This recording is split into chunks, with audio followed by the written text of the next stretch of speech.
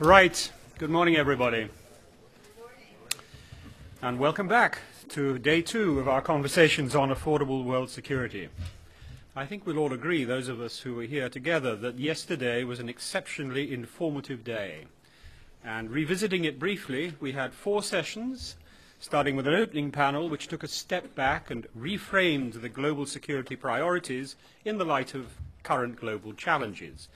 We looked at the financial constraints that everyone is now facing and also discussed the interconnection between such issues as national security, the economy, the environment, and the critical issues of sustainability and human safety.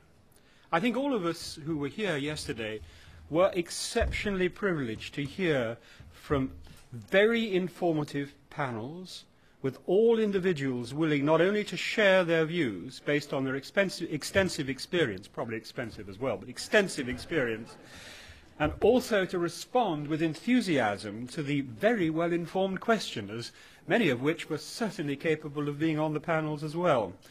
In fact, it was an exceptionally civilized and lively series of discussions, and I think everybody who was here was very privileged to participate, which is why we're here again to repeat the experience. It was very healthy to see that in the questions and the answers, they were candid questions, honest answers, and differing points of view, well expressed in a very civilized atmosphere. So, today we've got another full day, and our first discussion today is on the security budget, using the word security in its somewhat narrower sense than the one we used it for most of yesterday, in that it is largely focusing on the defense budget. We've all heard of the planned military spending cuts in the United States, nearly $500 billion over 10 years. What does this mean for ensuring security? Where will the cuts occur? What is the economic growth impact? Which programs will be prioritized? How do we balance our military needs and other pressing problems? Some of this was raised yesterday, but the focus yesterday was more on the historic analysis of expenditures. And I would hope that today we'll hear more on the current situation and the implications for the future. Now, David Martin, the national security correspondent for CBS News, will lead this discussion. David has been reporting on virtually every major defense, intelligence, and international affairs story for the CBS Evening News, as well as for other broadcasts, including 60 Minutes and 48 Hours, for a very long time. He's received several Emmys, most recently in 2010 for his story, The Battle of Want. We're delighted to have you with us here today, so over to you, David.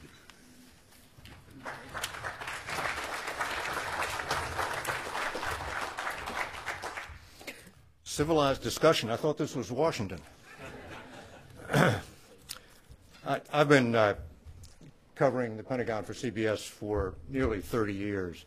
And during that time, I've learned a couple things about defense spending which might be useful before we turn our panel here loose on the subject. One, the services almost always get the weapons they want, although perhaps not as many as they want or on the timetable they want. But you go back to the B-1 bomber, which was killed by Jimmy Carter, forward to the V-22 Osprey, which was killed by no less a hawk than Dick Cheney, and both those airplanes are flying today. In fact, the other day I was walking into the Pentagon, and there went a missing man formation of Ospreys over my head on the way to Arlington National Cemetery. You can point to the Army's Crusader as an example of a weapon that did get killed, but that's almost the exception that proves the rule. When the Secretary of the Army found out that the Crusader had been canceled, he automatically did what every service does, which is go behind the Secretary of Defense's back and start lobbying Congress. What made the Crusader so unusual is that Donald Rumsfeld fired the Secretary of the Army for having gone behind his back. 2, the weapons always cost more than advertised. And I have never been able to understand why so many smart people can be so consistently wrong about how much a weapon is going to cost. And the only plausible explanation is the willing suspension of disbelief.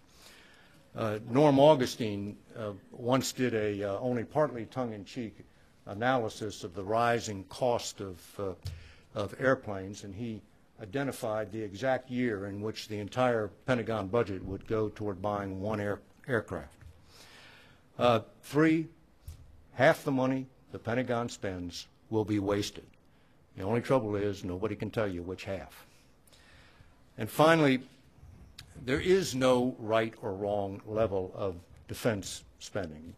No one level which makes the nation secure and a lower level which does not. Defense spending is all about managing risk.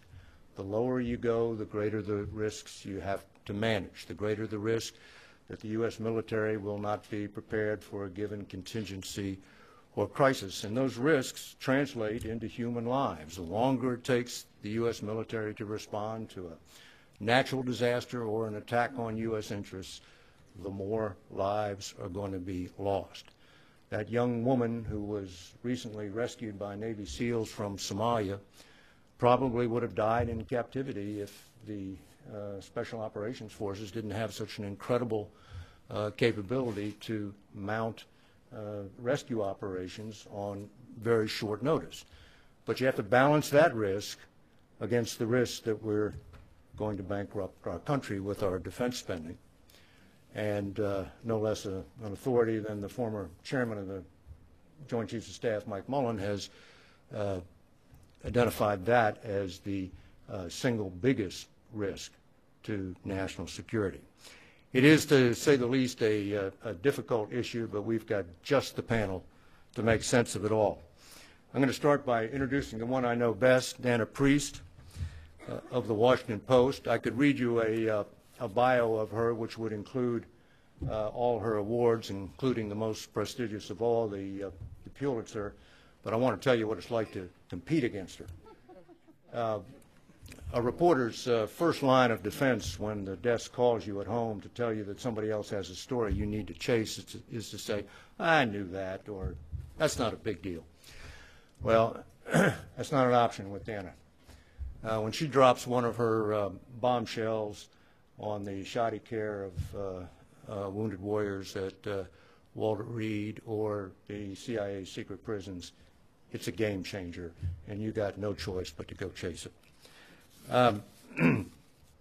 Larry Wilkerson, closest to me, his title is Distinguished Adjunct Professor of Government and Policy at William & Mary, but that doesn't begin to tell the story. He's a retired Army colonel, served as a special assistant to Colin Powell when he was the chairman of the Joint Chiefs, and as chief of staff to Powell when Powell was Secretary of State.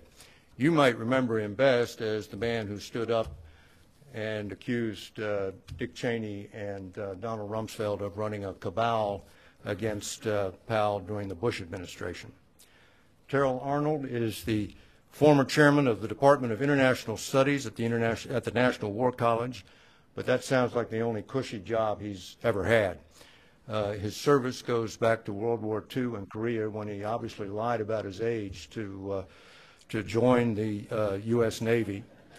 And after the Navy, he served in a long list of assignments: Egypt, Syria, India, Sri Lanka, the Philippines, and Brazil for the State Department.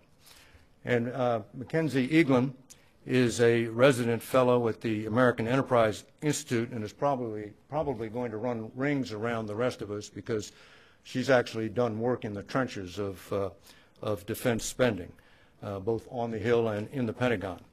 Among other things, she was a staff member for the 2010 Quadrennial Defense Review, which is a top-to-bottom review of defense strategy and resources, which thankfully I've never had to do a story about. So I know that at least one of our panelists has a brief presentation they want to make, and if any of the others do, please come up, but we'll start with Terrell Arnold.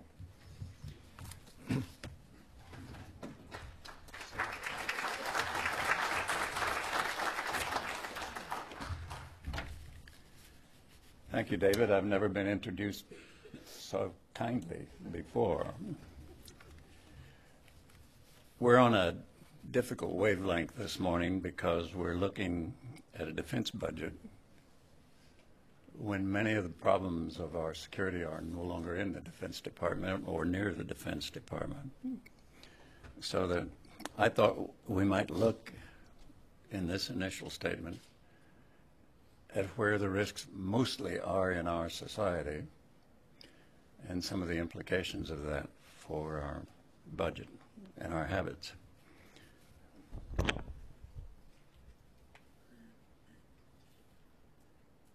You know, when I spoke with Bill about this subject some weeks ago, and he gave me an assignment, I told him I would like to talk about some of the leadership problems that we're having in this government, because I define the task of national defense as engaging everyone who has a role in public safety, wherever that role might be. And we need to look at it in those terms in order to understand both what is going on and what we might need to do about it, because there's so many things happening in that realm. If you look at it, human numbers are going up. The distribution of those numbers is shifting globally. And their access to and availability of the means of violence is varying all over our landscape. And the technologies that some societies need and apply are shifting rapidly. And each country has its own set of goals and its own set of habits for achieving those goals.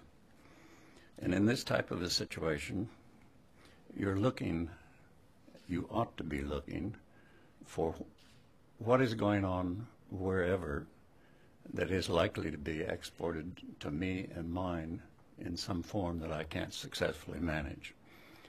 And you get locked into that practice because your life and safety are affected by it. But all of these things, every one of these things, including the health and the durability of the nation-state system, are on the table when you start talking about the budgets you're going to expend on defending yourself against whatever comers threaten your survival. So there we are.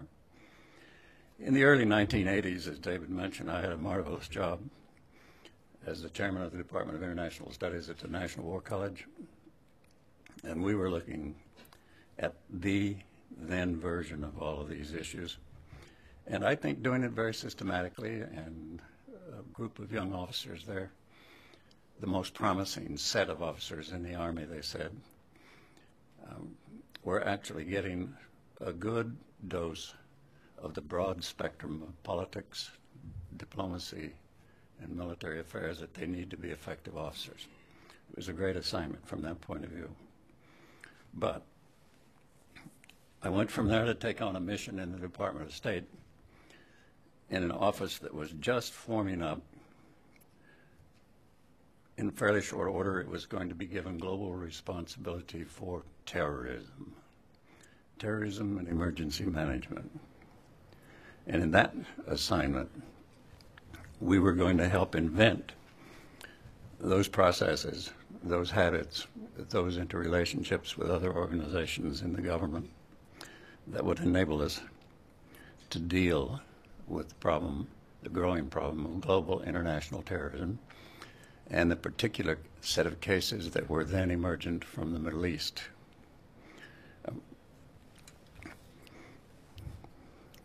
On my third day in that job, I received a call from the White House. And the White House, in this case, John Poindexter, said, "Terry, we have a problem in the Sudan. 3 missionaries have been taken hostage. What are we going to do about that?" Well, I had to interpret the "we" to include me. And I said, we're not really equipped to deal with that kind of a problem at this stage. We don't have that mix of portability and aggression that goes with actually taking on a terrorist incident in the field.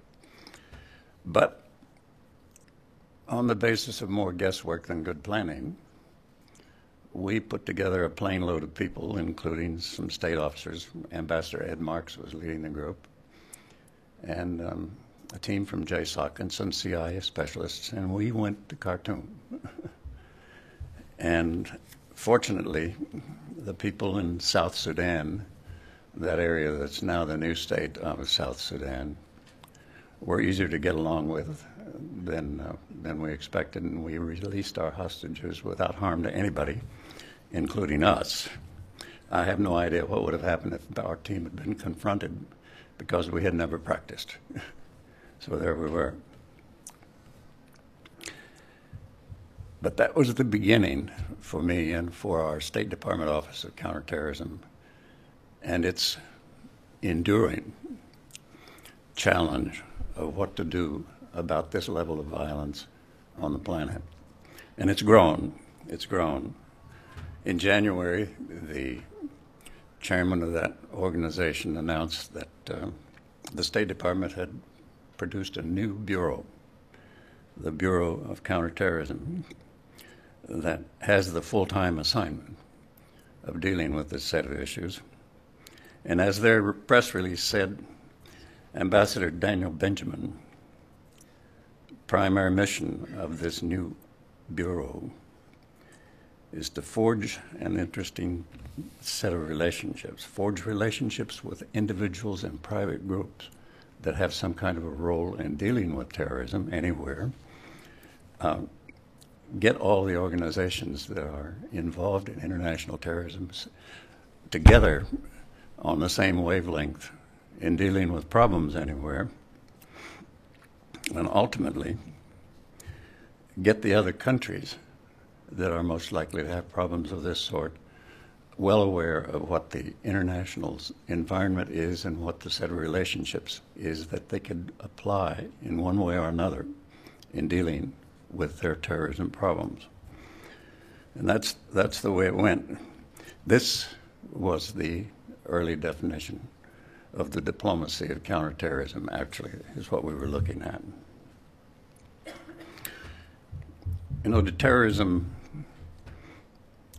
and political violence have become the common meeting ground in this environment between the military and the rest of our national safety systems at one stage or another. And the frustrating reality of it all is that our military forces keep scaling down, looking down, fitting themselves into circumstances where they can deal with the ambiguity of terrorism. Terrorism, by my rules, up to that point in time, is a crime. It's like all other crimes. But terrorism is insurgency, and the military have to take it on. So the military has focused itself down on narrower and narrower targets as these little groups have defined themselves for purposes of making war on their society. That's just the way it works. What became the product of all of that, and where it's been going, is that in the meantime, every law enforcement organization in the country is looking at a problem of violence on the streets at one level of significance or another. And some of that violence, to be sure, is terrorism. Some of it is ordinary protest without any specific long-term ambition in mind. And you're stuck with working out which it is in order effectively to respond to it. But what we see happening here is our military looking down on the problem, getting itself organized to deal with these smaller and smaller and largely non-state actor kinds of incidents and situations. At the same time that, say, NYPD is trying to figure out who out there in that society has mischief on its mind and what kind of mischief, So we have a police department that is diligently spying on all and sundry, whether liberal or conservative, that is looking for people who may have or may carry or may use weapons in the pursuit of their particular political objectives. So we have the birth of an operating system in which our military organizations and our law enforcement organizations are coming together somewhere in that loose neighborhood that's called terrorism. And that's just where we are today.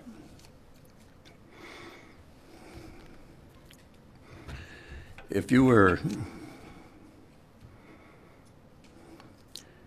to examine this situation closely, you would see that there are all sorts of problems with it. The chief officer of our new bureau in the State Department, Dr. Benjamin, made a presentation to the National Defense University here some weeks ago. And he said, you know, in this process of, as it were, growing up, beginning to effectively attack and defend ourselves against terrorism, we've developed an excellent set of tactical terrorism capabilities. What, in your mind, is a tactical terrorism capability? It's actually you catch them, you confine them, or you kill them. That's the tactical mission. And he said, we've become very good at that, but we've ignored all the strategic concerns that go with it. We aren't looking at why are these people doing that? Who do they represent, if anyone, other than themselves? What are their goals? What are the ways in which their goals might be achieved that are nonviolent in their character? How do we persuade them to take these nonviolent approaches and give up the terrorism gambit? Dr. Benjamin quite honestly says, that's the part of the program we're not doing. That's the part of the schematic that we haven't yet built into our response pattern. So we're still back there on tactics, and that's the way it remains at this time. So what does all that have to do with the defense budget? You probably are honestly asking that and wondering where this comes up. But the problem is, where is the budget? Who are the people who think they have the responsibility for this? And who are the members of the growing body of people who actually do have responsibility for it? Meanwhile, the budget's in the Pentagon. So it has significant impact from that point of view. If many of the players are on the streets of New York and Los Angeles and so on and so forth, members of police departments, without sufficient resources to manage the problem, and a Pentagon that's reaching down to deal with smaller and smaller problems and has all the resources in its pocket because the Congress of the United States, in whatever wisdom that implies, put the money there, then what should we be doing about it? How do we go about re-examining our application of resources to this problem? And what impact does that have on the budget when you do it? Because clearly, a good portion of the budget that is now in the Pentagon probably would be well used by NYPD and so on. Look around the country and think about it in those terms. Should we be rearranging the distribution of resources around this problem across the structure of government with the people who have that responsibility? That's where we are.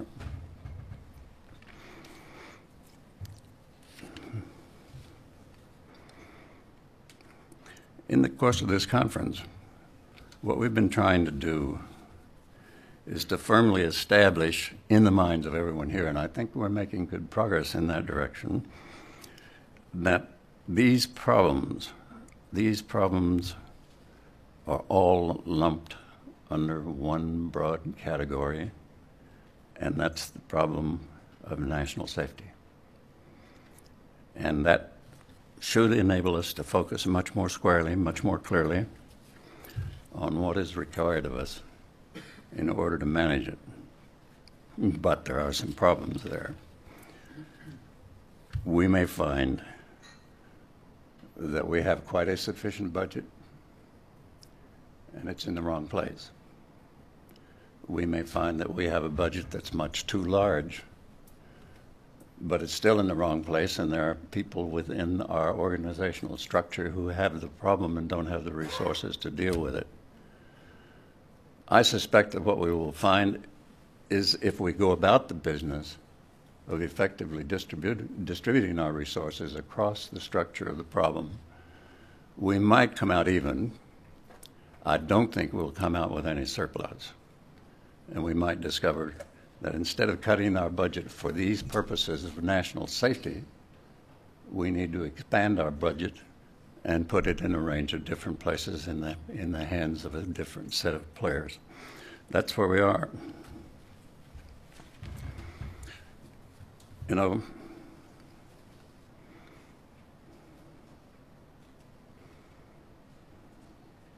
this whole problem runs to the key American values that we have, the set of values on fairness, equality of treatment, and things of that sort.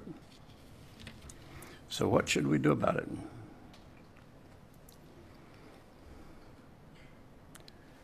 Should our next effort at defining these responsibilities really re-examine what's going on in our society, what's going on in the way of threats to our society? Should we take the view that the only enemy on the planet is not China? And that the more common enemy is a much, much smaller set of entities that threaten small pieces of our system individually and collectively represent a threat to the stability of our society. This is where we are. And it's that kind of a problem, and it's an annoying problem because we don't have a framework for dealing with it. We don't have a system that's designed to cope with this order of the problem. And thus, you know, we end up in a situation. We may have enough resources in the system, but they're in the wrong place. We may have actually enough people who are trained to deal with the violent side of this problem, but they're all in one place, and we haven't put them on the street, and people in this country, frankly, are quite wary of putting military people on the street to do this kind of work. So we have that problem. In the end, what we have is a situation that yells at us, as it were, to really examine the dynamics of this problem of terrorism, look closely at what is happening there, make serious judgments about which of our resources need to be applied to the business of dealing with it, and then, if the politics of the case will allow, and that's a big open question, we go through the exercise of moving resources and capabilities and players to those parts of our system that are most essential to the complete maintenance of public safety. We have, therefore, a major challenge at this time of how to do that, with whom to do it. And we have to recognize that in the end, the key to this is going to be understanding just what is on the mind of a terrorist, how does that affect who we are, and what we can be, and how do we use our resources to deal with that individual or group. And that's the situation today.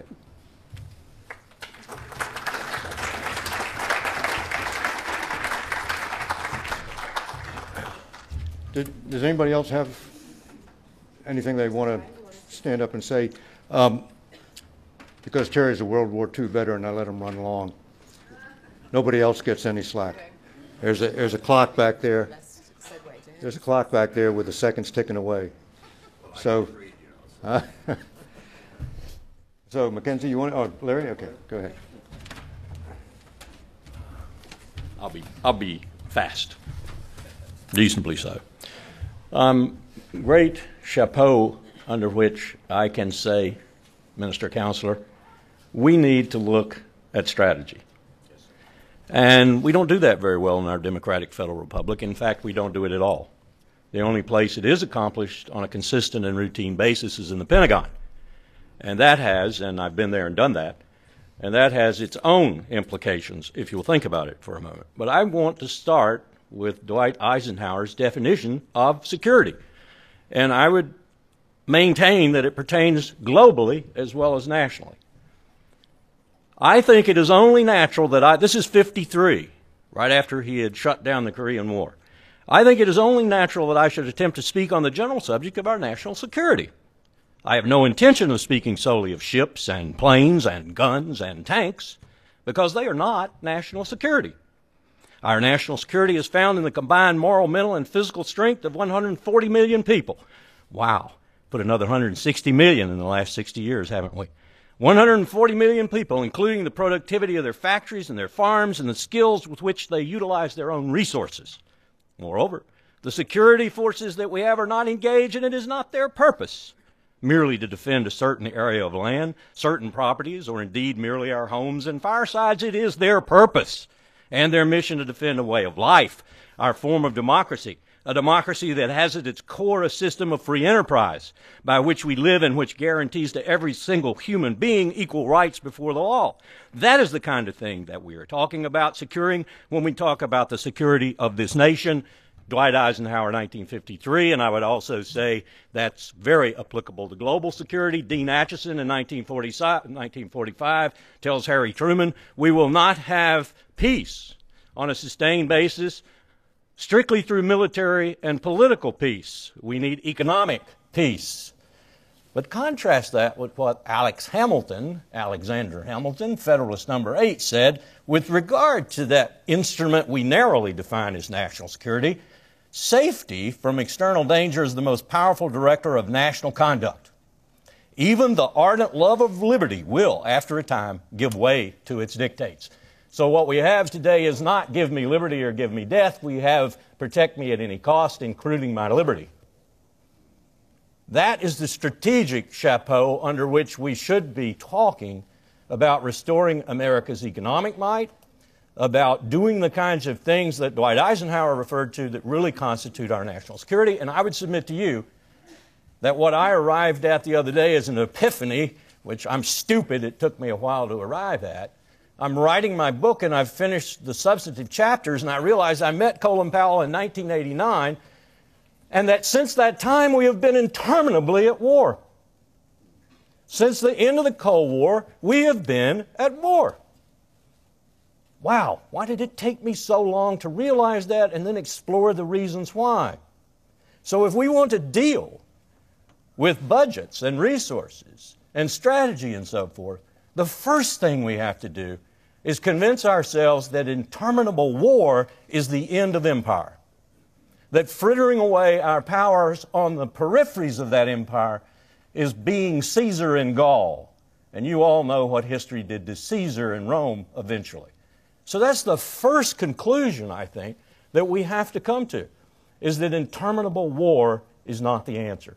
And then the second thing I would propose as we come to that conclusion and try to figure out a way to stop it, and I was on the Hill the other day trying to do just that with regard to a third war in Western Asia with Iran, and found the political space so drying up that I would have to stand up here and say the chance is 60-40 we will have that third war in Western Asia within the next 2 years, regardless of what the President might think to the contrary.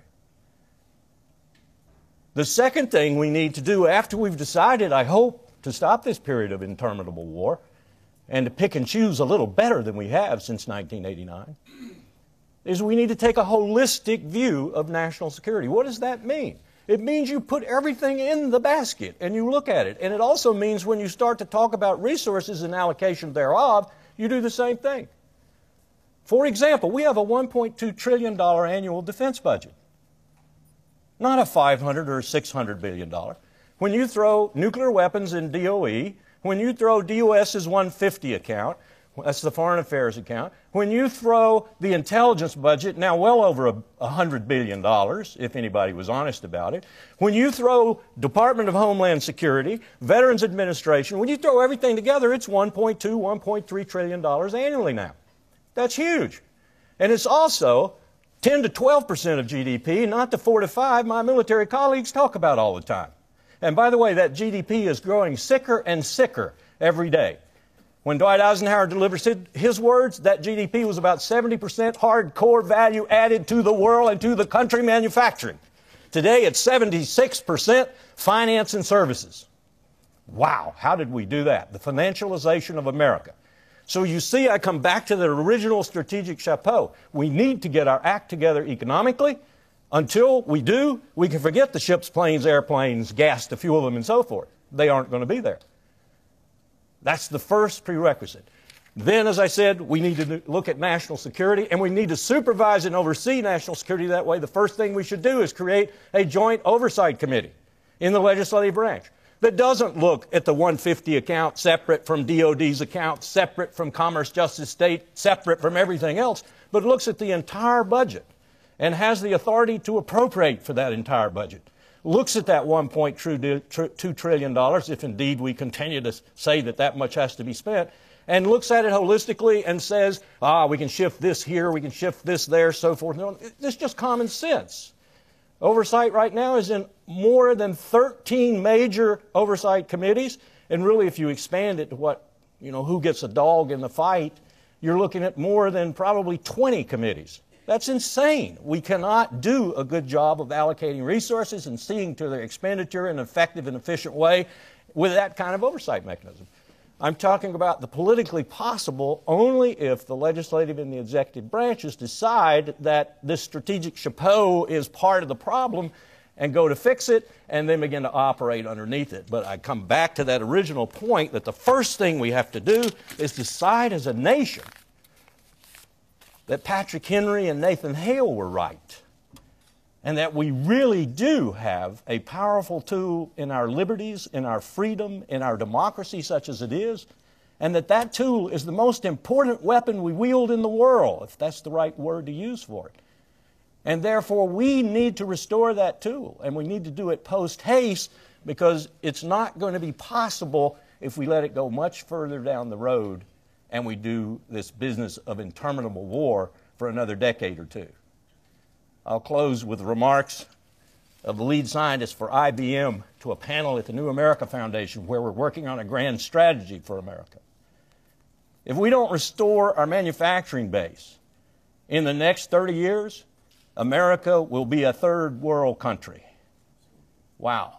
That's a powerful indictment of how we view the world right now. Thanks.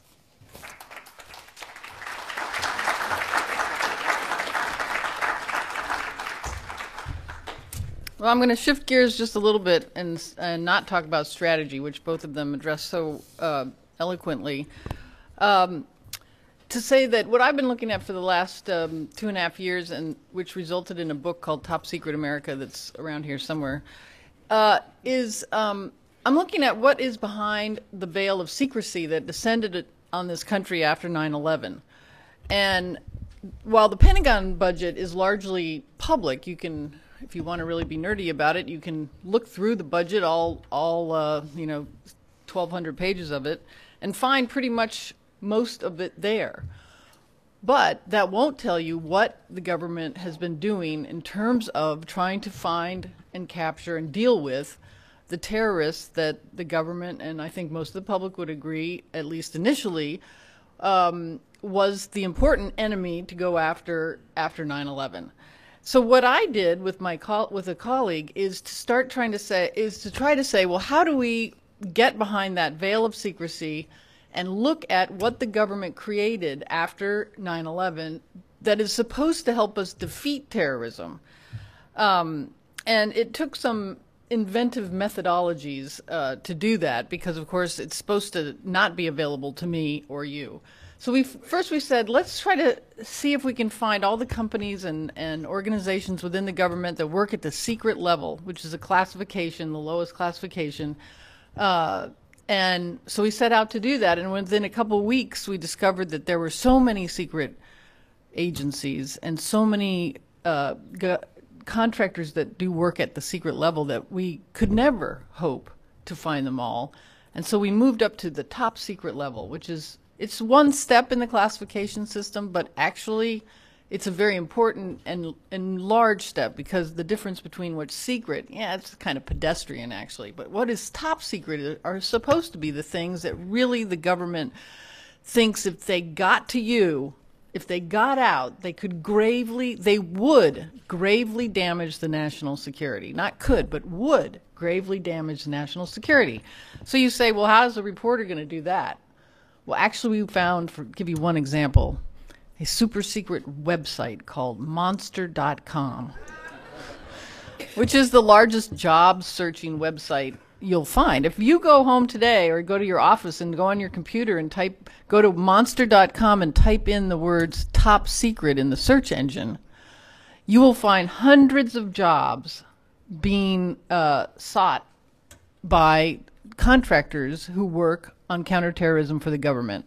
And a lot of those jobs will say what branch of government, what specific agency of government does this work, and it might tell you actually what they're looking for. It will be in gobbledygook language, but after a while you can kind of figure out a little bit of what it's about, and it will also maybe even give you some of the programs, the top secret programs that it works on. Won't tell you what exactly they do, but it will give you clues. You know, it'll say you need to be fluent in anchovy or red lobster or Titrant Ranger, which of course means absolutely nothing to anybody except if you can deeply search the web and you have human sources like we did to go ask some of those questions. Pretty soon you can put together a database like we did that will eventually give you what it gave us, which is about 1,200 only federal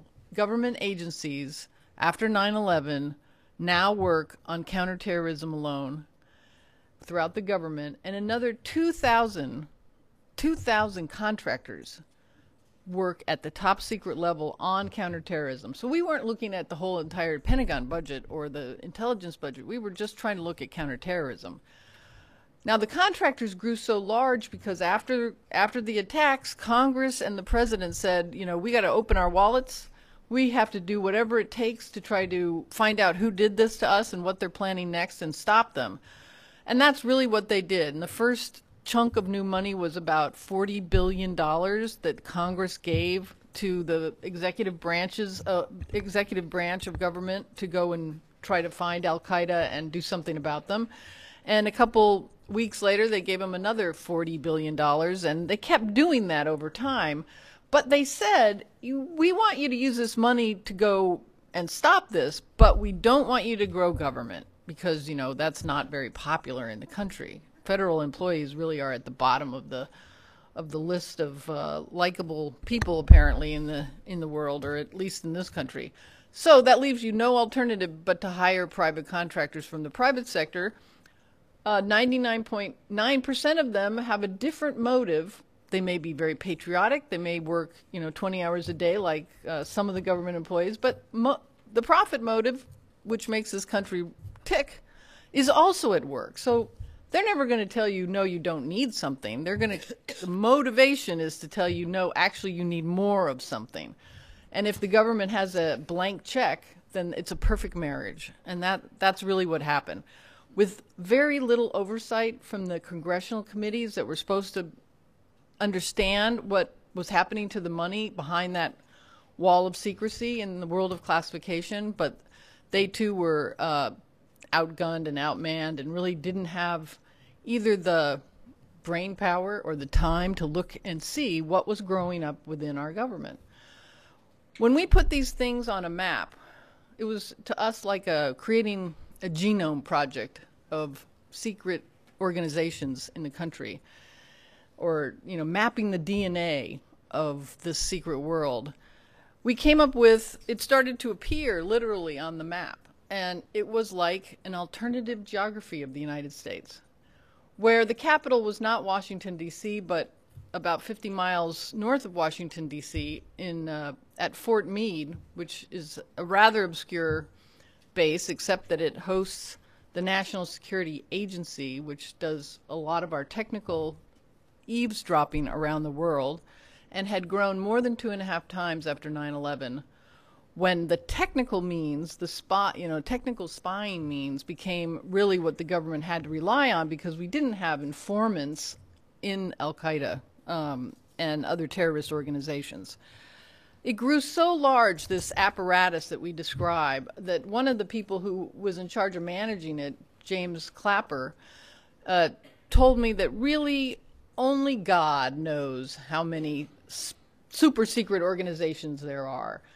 Not the people, by the way, who were put in place after 9/11 when this became so big.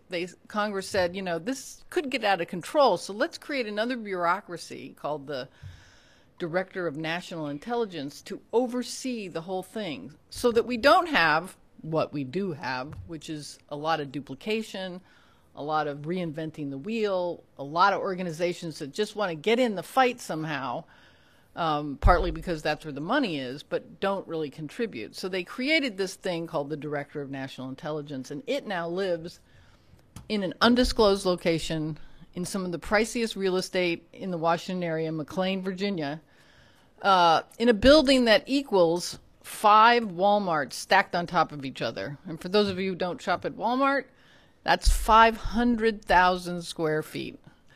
A huge bureaucracy that was supposed to oversee this growing behemoth of a system, but P.S., by the way, was not given the authority to really manage it. So it's largely a symbol, and the people who run it, when they're honest with you, will tell you that. The other, I love to, one of the hard things for us was to get behind this wall and say, well, what's everybody doing? And that was really a very hard task. And so we decided, well, in order to show you how big this has gotten, let's go and look at the buildings just in the Washington area that are new in intelligence as a result of 9/11. And we found 33 buildings. There are many more than that. We stopped at the 33 largest. Together, those equal 7 Pentagons. And those buildings, to me, are a metaphor for where we are today, which is the buildings are there to stay. They're huge edifices to the security state that is really what we're living with today. And in order to understand the spending that goes on, the activities that go on in the name of counterterrorism, you have to be able to know something about this large bureaucracy that grew up. Now, I'll quickly say that there are some positive things that have come out of this. Al-Qaeda is actually almost defeated. There are a couple hundred people left who you could call Al-Qaeda. And that's not because, and we have not been attacked. And I think we are much safer than we were before. But that's not because of this huge, giant bureaucracy. It's because of the smaller groups within it, like the JSOC organization, like some of the parts of the CIA, that are dedicated to finding Al-Qaeda and doing something about it. It's a very tactical approach. They've gotten very good at it, and for that reason, we are safer. But this whole large thing that surrounds these very focused small organizations, I would argue, is where we should learn more, where we should really question whether those things are adding any value or taking away from other areas that should be involved in the fight against terrorism. And I look forward to your questions later. Thank you.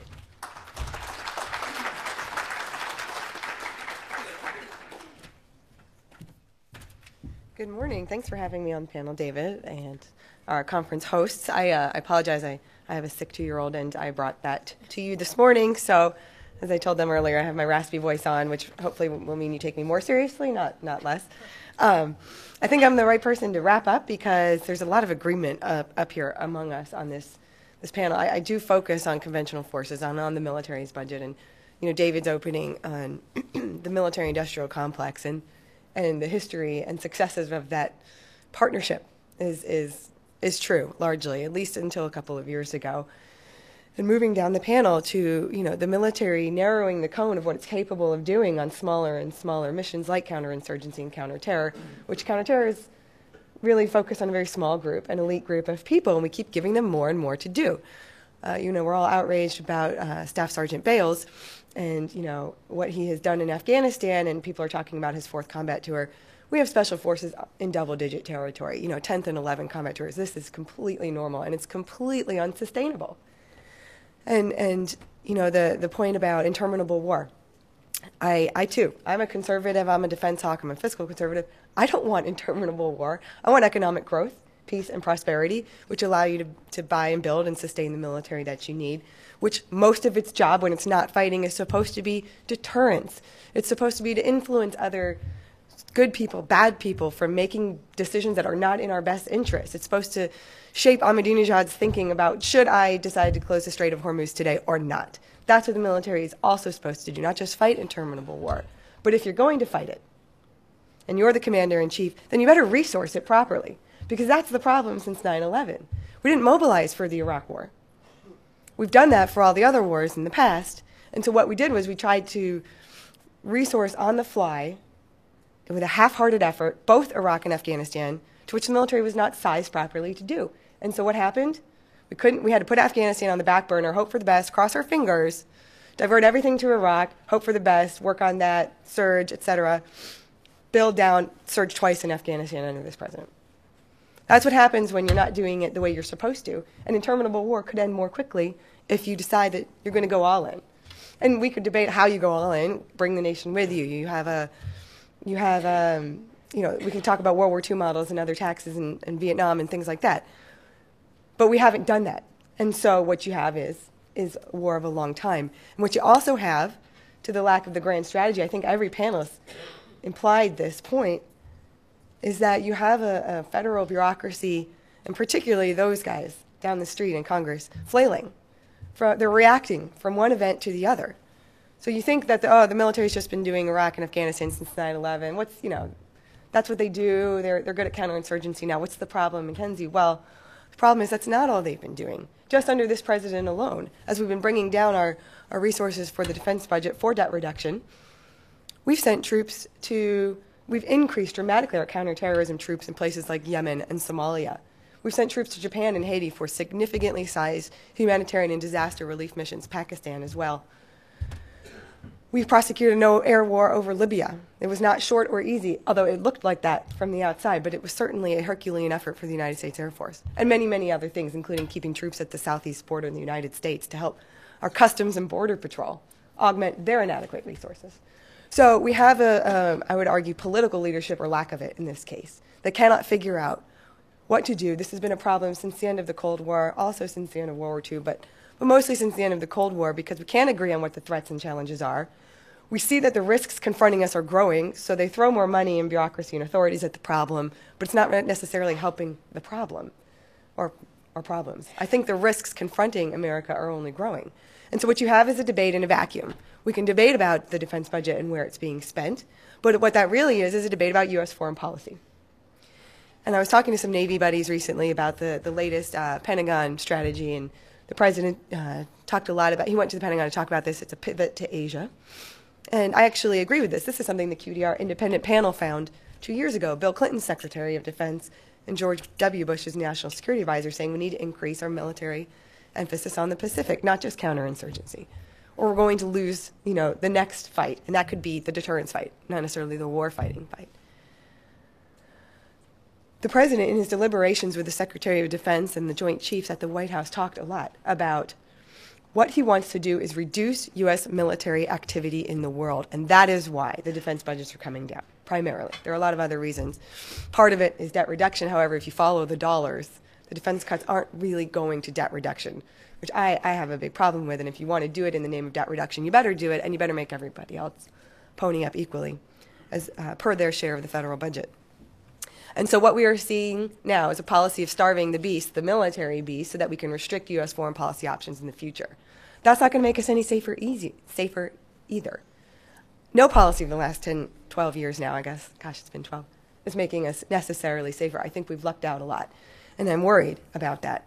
And so when we get to our questions, I look forward to talking about the fact that none of our interests are more secure today than they were just 15 years ago, and that the military, as these things are happening in just the pure defense budget, I know the security budget is much larger, that the military is actually facing a readiness crisis as all of this comes to fruition. And so right at the time we're drawing down with no build-up beforehand that wasn't related to consumables for current operations primarily, that we could see all of this turn around. We could see some sort of Task Force Smith disaster.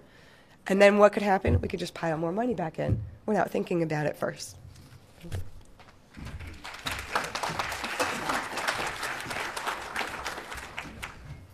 If the next speaker were General Marty Dempsey, the current chairman of the Joint Chiefs of Staff, I'm not sure he would take much exception to what has just been said by each of the panelists, but he would say, you know what, my job is to make sure the United States of America is never coerced.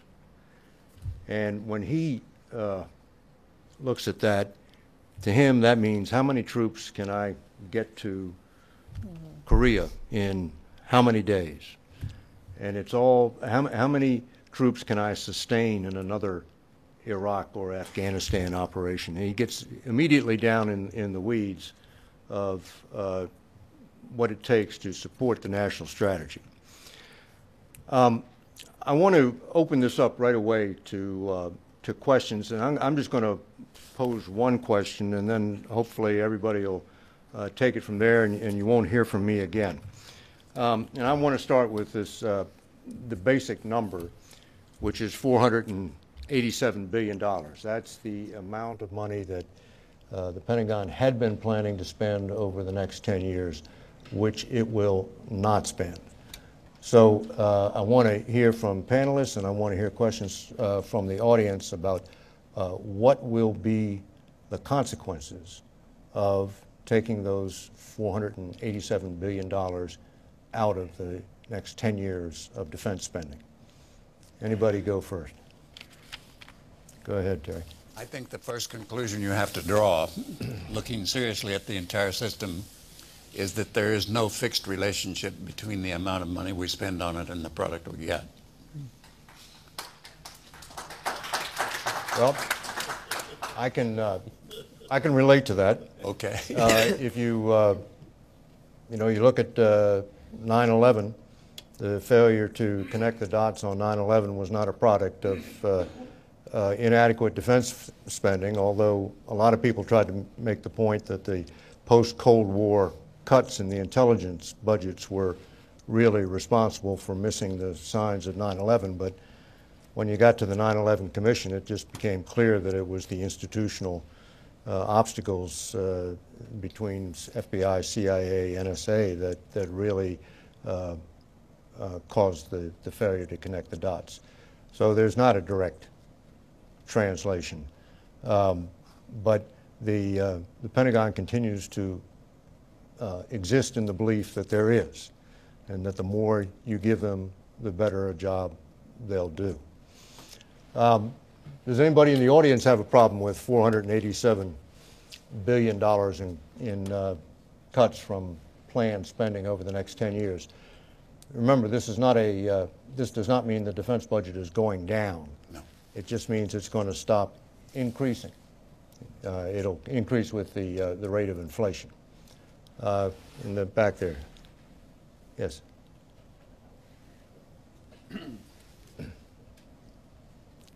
Thank you. It seems to me that you just raised what I think is a serious problem. The defense budget is not going down. Yes. I think the defense budget needs to go down. We spend, I mean, we don't have to go through all the numbers again, but we spend way more than every other country in the world on what we call defense, and it's very rarely anything to do with defense. It's about offense. It's about preventive wars. Not even preemptive wars. We've gone beyond that. We're now talking about preventive wars, or potentially preventive wars. That's what we're talking about in Iran. That was arguably the case in Iraq, when it was about prevention of non-existent threats from weapons of mass destruction. But I think that we have been given so much fear-based information that turns out to be not so true about what is required to keep us safe, that as a country we've really lost our sense. We find ourselves surprised that we are, for example, allowing our industrial base to deteriorate, our infrastructure to deteriorate, our education system is one of the worst in the developed world. And we wonder, why is that? What are we doing wrong? Well, the main single thing we're doing wrong, we're doing plenty of things wrong, but the main single thing we're doing wrong is we're spending way too much money on the military. So I guess my question for the panel is, what can we do to actually get to the point of cutting the military, spending less, not just spending a little bit less more? Well, in the first place, I think you'd probably get a pretty good argument from a lot of people over the issue of whether you want your military to retain the capability to conduct a preventive strike that would stop Iran from getting a nuclear weapon. You can debate that, but that's certainly a legitimate national security interest. And that's debate. Yeah, and then you decide whether you want to invest in that. Dana, you. Well, I think that one of the reasons it's not feasible to imagine, to expect the government to, or members of Congress to cut the budget is because in a very politicized system, cutting defense or cutting anything out of counterterrorist activities can so easily be called, soft on defense. Even President Obama, who has increased the use of drone strikes against Al-Qaeda and others, he suffers often from this attack that he's soft on defense. So how does that occur, that members of Congress who are supposed to represent us cannot ever think of doing that? And I think one of the reasons is, and this is the conclusion that we came to in the book, is partly because of government secrecy. The government refuses to have a more honest discussion with the public about threats.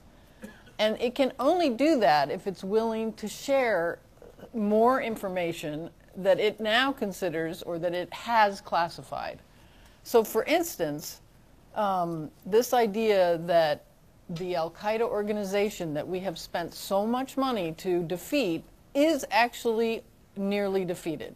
And that's a good news story for the people involved in their demise, and yet it's not really something that is talked about much, in part because it threatens then the whole complex and the flow of money to it that can sustain this large bureaucracy. But it also means that if the government were willing to talk more openly about the threat, then the public, I believe, needs to have a more reasonable expectation of the government. Right now, when the lone wolf terrorist seems to be the one that they are most concerned about, we have an expectation that the government is supposed to find every single nutcase out there who's willing to kill a large number of people, either in the name of terrorism or not. We don't have a realistic conversation about the threat either. And I think so it's a system that has fed each other. The Congress will never talk honestly, the executive will not talk honestly about threats. And we, the public, therefore, are in this mode that, we're giving you money, you should be able to keep us zero level of acceptance, that you can find everything, find every lone wolf that has a crazy notion in their head. So I think it's two-way. And until someone cracks it open and starts to have a more honest discussion about it, I think this whole system will just continue as it is. The other thing that's standing between Congress and real defense cuts is jobs. Absolutely. Yeah. Let me just respond to David's comment about Iran, because I brought it up, and Ambassador Freeman, you can have your question then. Regardless of what the Air Force says, I listened to them on North Korea in 2002 and 2003 and 2004. Regardless of what they say, what the Israeli Air Force says, or the two in combination say, You're not going to stop Iran from gaining a nuclear weapon. In fact, you're probably going to convince them to do so, Of course. by airstrikes. I'm sorry. It's not going to happen. So be honest. Be transparent, as Dana just said, with the American people and tell them what you're talking about when you say all options are on the table. 500,000 American soldiers, 100,000 allies, hopefully good allies like Germany, Turkey, and others, not El Salvador. No denigration of El Salvador, but their 30 soldiers in Iraq really didn't do very much. And you're going to have to stay 10 years at least and spend $2 trillion. Tell the American people. And the only way you're going to do that probably is bring the draft back. Now, I'm all for that because that would be a dissuader to this interminable war I've been talking about. But it isn't going to happen. It's going to be piecemeal. It's going to be exactly what was described about the economy of force operation in Afghanistan. While we concentrated on Iraq, because that's all the soldiers we had, we put 200,000 contractors in the field to get around the in-strength limitations on the armed forces of the Congress. That's how the president can make war now, with private contractors. So be honest with the American people and tell them what it's going to take to effect regime change in Iran. You want to go ahead.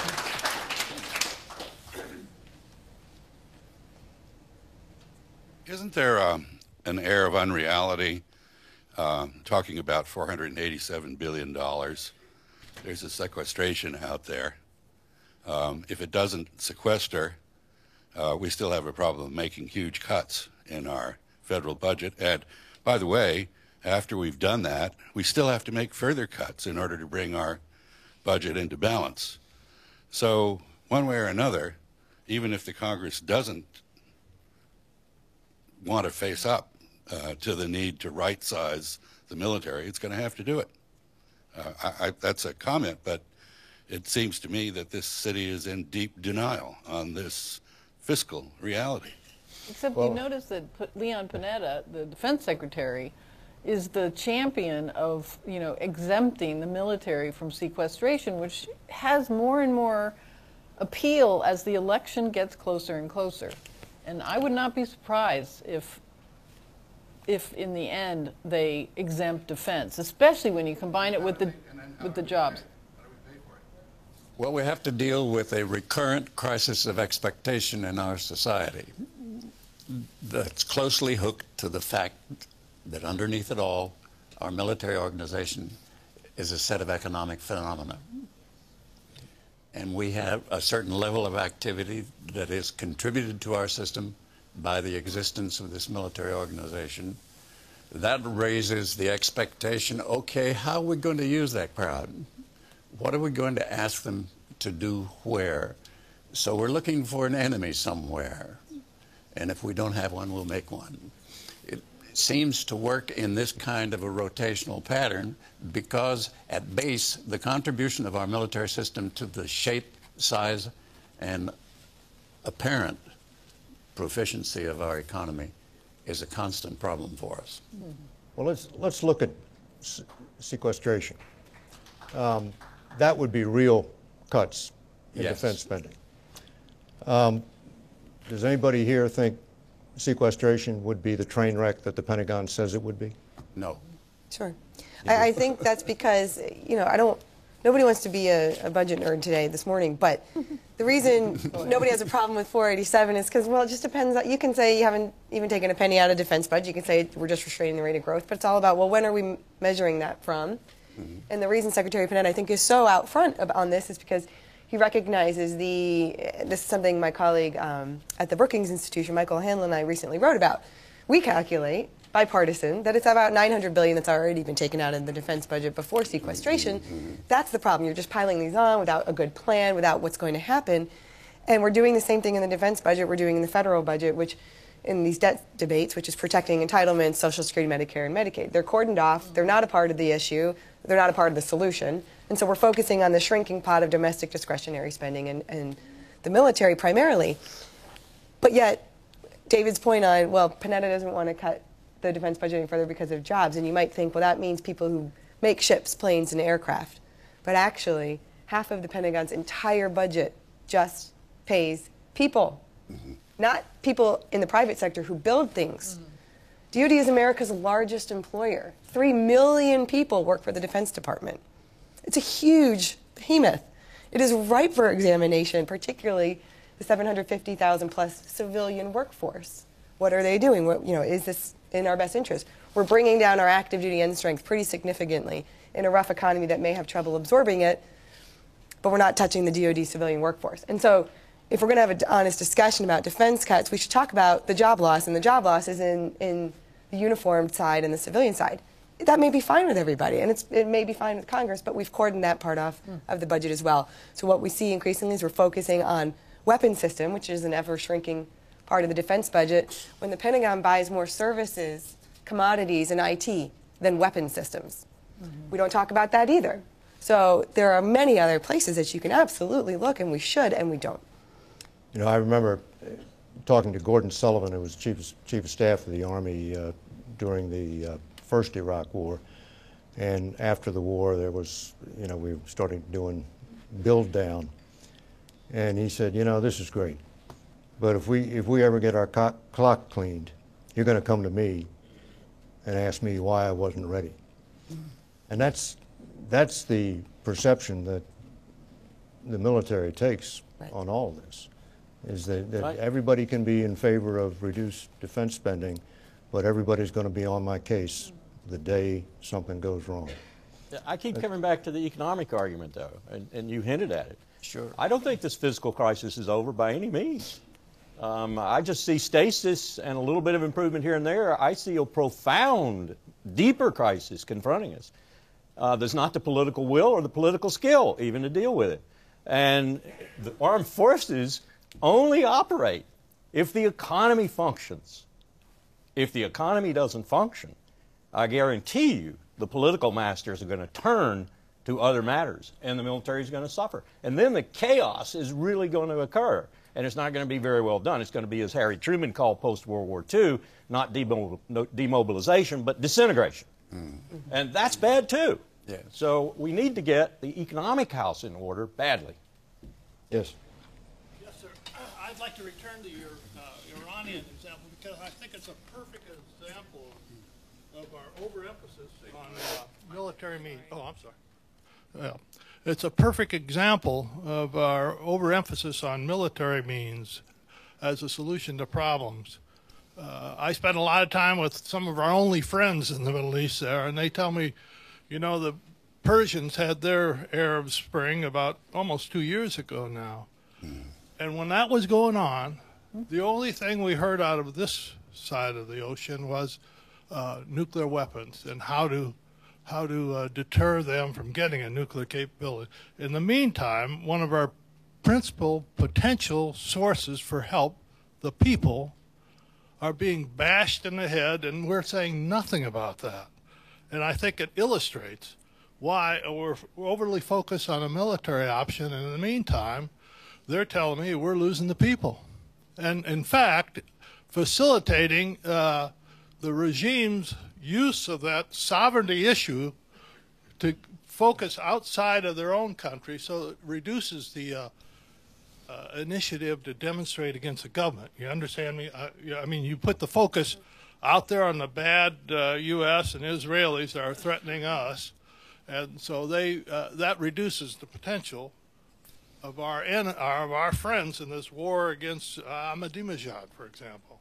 I don't see the U.S. This administration focusing on the military option. Obama is doing everything he can to avoid the military option with the sanctions and with trying to talk Israel off the ledge. And just let me finish it.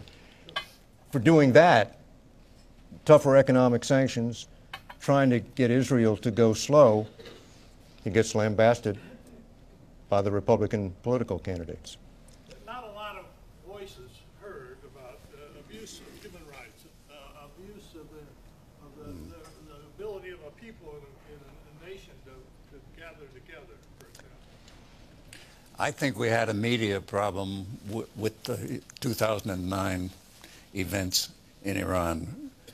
We were not, media-wise, watching the right features of that problem. We were not seeing what was happening around Musavi and the attempted change in the main thrust of Iranian leadership. We were not really looking at that. We were looking at it in a kind of piecemeal fashion, and we didn't get the message. Well, we were only seeing Twitter feeds and mobile camera feeds. Yes. I mean, it's part of the problem of not having feet on the ground. It was time-passing television, but it was not good information. Yeah, well, it was the only information we could get at the time. But it was an over-focus on the nuclear issue. Yes, Can't I argue wouldn't that. dispute that, yeah. Did you want to say? No, I'm just saying there are people who are Okay. on this side. Oh, I'm sorry, Yeah. I'm a left leaner. Sorry. I'm Mitzi Worth. I'm with the Naval Postgraduate School, and I want to thank you all for your really enlightening discussion. I want to get back to what Larry was saying, which is I think the number one issue worldwide is jobs. And until we start thinking about what kind of jobs we can create for people that are not funded by doing military work. I worked for IBM at the time the decision was made to get out of manufacturing and to get into service. And I can remember saying to myself, so what are all these people going to do? Be toll takers, ticket takers, doormen? And I don't hear any discussion on how we're going to create work for people. Keep them occupied, feeling respected, and contributing. And I think that is a kernel that has to be addressed if you want to figure out how you get all these gazillions of contractors basically being mercenaries carrying out our military system because we don't want to have them on the books. And the Republicans and the Tea Party just want to cut back on government, and so you find another way to do it. I think you've hit a major problem that's global in its character, and it's a problem of our technology overtaking our need to put people to work. We are more efficient than we need to be. Say in Africa, we can go in and transform agriculture for that whole region, and we know we can technically because we know how to do it. The problem is that would disemploy a goodly number of the African people in the process, and they wouldn't have jobs. So it's a difficult conflict that we're looking at. Have I turned my back on anybody else over here? I have, okay. Yes. Go ahead. Mr. Wilkerson, I thought your quoting of Dwight Eisenhower was really appropriate, but I was looking, as you were saying it, I was looking at the sign that said World Security Conference. And I was thinking that President Eisenhower's insight as to what really is real security, as he applied it to the United States, was completely accurate for the United States, but that was before globalization as we know it. And I think his definition was absolutely accurate at a global level. And if our debate about how real security would be obtained incorporated that definition, we would then be looking at relative expenditures. So maybe we'd be looking at 75 billion would meet the Millennium Development Goals and address the causes of instability globally. So you'd be having comparative debate as to how we could best spend our money to achieve a different end. So much of it appears to me to be improved means to an unimproved end. Nuclear weapons expenditures being the most burlesque example of that. The more you spend, the more you perfect it, the less security you obtain. So I think that the idea of having a debate where we redefine security in terms of human terms might be very fruitful, because that definition goes to, I think, goes to the heart of the matter of what direction we want to go. I agree with you 100%. And I was trying to allude to that. If I didn't, I apologize. I agree with you. One of the things the Grand Strategic Initiative at the New America Foundation is looking at is just what you said, human security. And when we talk about regenerative agriculture, when we talk about taxing waste instead of wealth, when we talk about things like reinvigorating the housing industry in this country for at least 177 million Americans who don't want to live in a 7,000 square foot McMansion, have a 2-hour commute, who indeed, my students don't even want to own an automobile. They would like to go through their life without ever owning an automobile. And many of them don't and intend not to ever buy one. This is an economic change we need to accommodate, incentivize, get the market out there into it, and stop the political incentives, disincentives for it, and take advantage of. But we're going to Berlin, we're going to Paris, we're going to Rome, we're going to Tokyo, we're going to Beijing, and we're talking to them about how this is accommodated in their own world. And this is a job-creating transition, a massively job-creating transition. If we can only get the Rex Tillersons of the world, CEO of ExxonMobil, the most obscenely profitable company in the world, still getting government subsidies, into backing away at least a little bit or defeat them and start this movement towards what we're going to need to do in the 21st century, or we are going to be a third world country.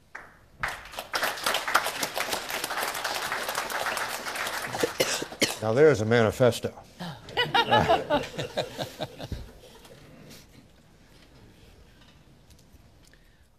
I was hesitating to bring a non-American voice into this discussion of your pain, but I am encouraged by the last comment. This is about world security, and one of you, you're such a wonderful group of people, but I'm going to say something critical. One of you used a phrase which was not in our best interest, and the question is, who's the our in that sentence? Are we talking about the United States? Are we talking about the hegemon? Or are we talking about the global interest? This, I think, is a critically important issue, and I come back to Eisenhower and delighted that he got a mention there, because it was Eisenhower's sense of global idealism that produced the United Nations. And looking at that document and reminding yourself just how idealistic that was, faced with 2 world wars. We are now faced, I fear, with a crumbling set of economies in the United States and in Europe, which is good for none of us on the planet. And we're also faced with a set of new 21st century challenges, which we have been discussing here: food, energy, water security, mineral security, the global commons, the state of the oceans, etc. Can't we knock some sense into ourselves, by which I mean all of us, and address those issues? Is it simply a lack of leadership? What are we missing in this, can I say, puny little fight about budgets and so on? There are enormous issues at stake. Can we stand back and take a bigger view? We're missing goals. Well, we truly are missing goals, David. What Larry is talking about is a system in which we simplify our lifestyles. We focus them more precisely on our individual sets, our community sets of needs. We don't spend so much money on each case at the top end of the system. This is a major lifestyle shift that has to occur in order for us to accommodate all the people in some reasonable fashion. Do we have a plan for that? No, we don't. Not yet.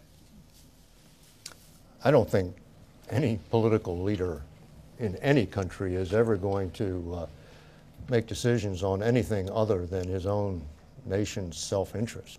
Of course. That's just the name of the game. I'm suggesting this is in your nation's. Well, that's the conceptual breakthrough, that you realize that other people's well-being is in your self-interest. Anybody else? We need a moment not unlike that moment when Dean Acheson and Harry Truman and then Dwight Eisenhower and others, I call them the constellation like the Constitution constellation in 1787. They came together after World War II and they did exactly what you were just talking about. And they did it rather well, given the political system they had to get it through and the antagonists within that system they had to compete with. But largely it was enlightened self-interest. You're not going to have, as Dean Acheson pounded home with Harry Truman when he ended Lend-Lease, which FDR said he was not going to do to the British Prime Minister, and then the war's over and FDR is dead, and so Harry walks right in and ends Lend-Lease, which was FDR's plan for keeping England from collapsing. And so finally Dean Acheson convinces Truman that you do need the Marshall Plan, you do need a plan, you do need a strategy, you do need to resurrect Europe, not because you love them to death necessarily. I think Dean and Dwight and others had an affection, as we all do for similar democracies and so forth. But they said, we've got to bring them back. And we've got to, one of the reasons we overthrew Mossadegh in '53 in Iran, which had a lot of blowback, still has blowback, is because Churchill was able to convince Eisenhower, along with MI6 and the CIA, that, hey, if you don't, the Marshall Plan's in jeopardy, because we need cheap fuel in Europe. And England particularly needs cheap fuel. And so, I mean, you make these decisions and you live with the consequences, but at the time you could understand, I think, why Eisenhower finally acceded to it. When Truman had been against it, Eisenhower initially was against it and then is persuaded to do it. It wasn't because the two-day party was coming, communists were coming.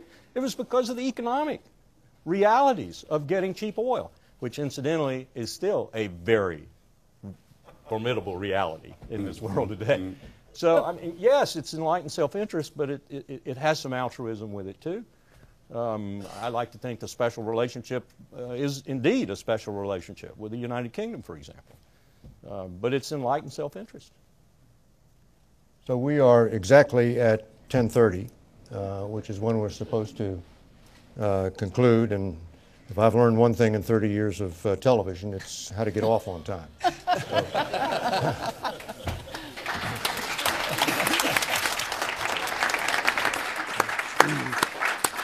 Well, thank you, David, for a splendid panel, and to all the panelists.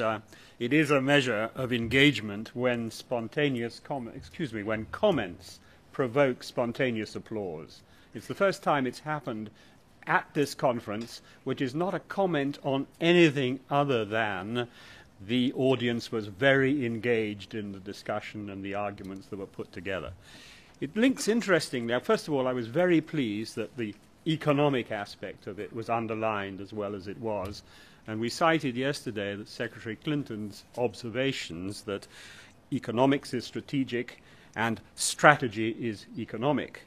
And it came from somewhere in the back of my mind. I cannot remember where, and I hope somebody will give me the quote. But what I was thinking in reaction to that was diplomacy, and I cannot remember where I read it, years ago. Diplomacy without military power is prayer. And I don't think we should forget that. Sounds like Frederick the Great. As they say, out of my comfort zone. Right. One little thing, security. Somebody left a tape recorder here yesterday evening. It's at reception. And in the interest of full disclosure, David, in spite of my accent, I'm British. So a break now for half an hour, and we're back at 11 o'clock. Thanks.